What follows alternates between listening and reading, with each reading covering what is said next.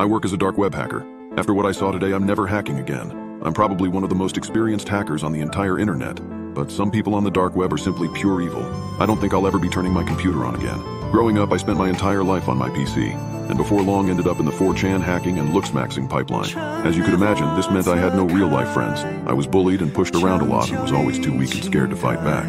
That was until I realized I could use my hacking skills for my own benefit and to get revenge. I just never could have guessed this would result in the biggest mistake of my life. I had one main bully called Brock who was the definition of a bumhole. He would bully me daily and make my life hell. I guess this made what I ended up doing to him easier to live with. Brock loved to brag.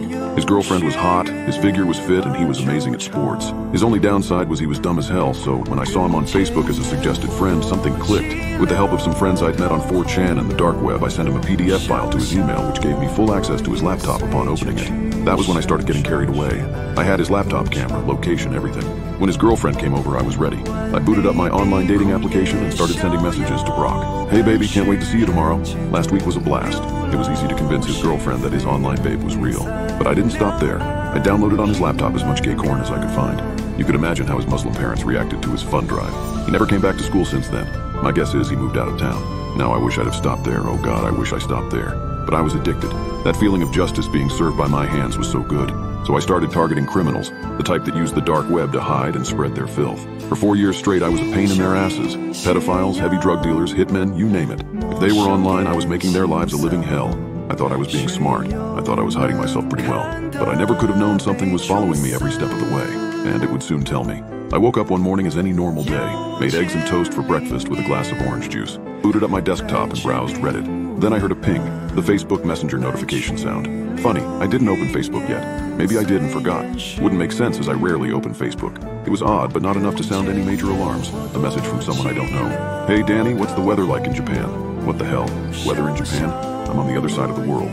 The name read James Puckerson. On my other monitor, I started to go through his profile trying to find any mutual friends, someone I met in a party or something. I responded with, Sonny, I hope anyone who knows me knows I hate the rain. I keep looking, but nothing of interest pops up. James replies, ooh, a funny guy.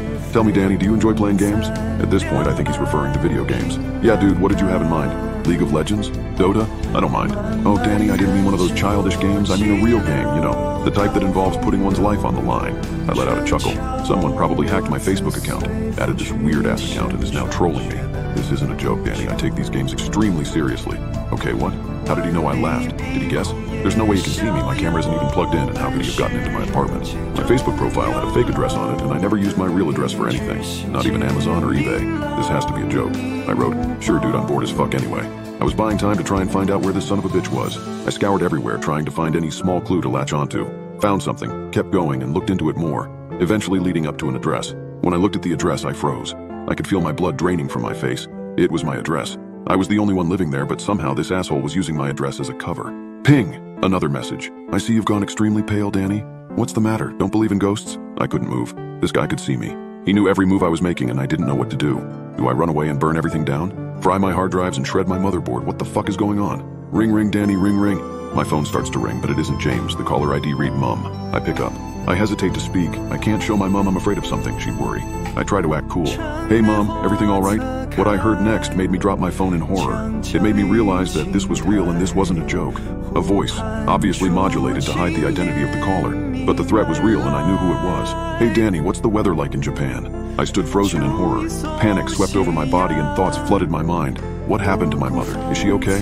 What is this son of a bitch doing with her phone? I knew I had to calm down. Something didn't seem right. I picked up the phone and looked at the caller ID. It just said Mom. No number. Fuck, how could I be so stupid? He was just masking his caller ID. Must be to throw me off balance. I'll play along. There must be something I'm missing. What are you doing with my mom's phone? Where is she? Is she okay?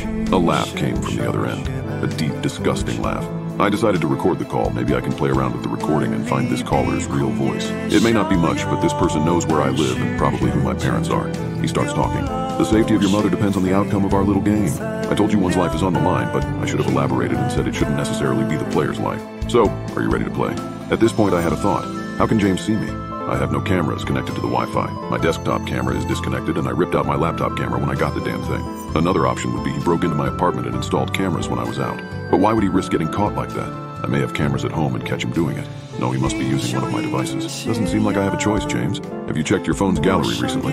Confused, I picked up my phone and opened the gallery. To my horror, there were pictures of me.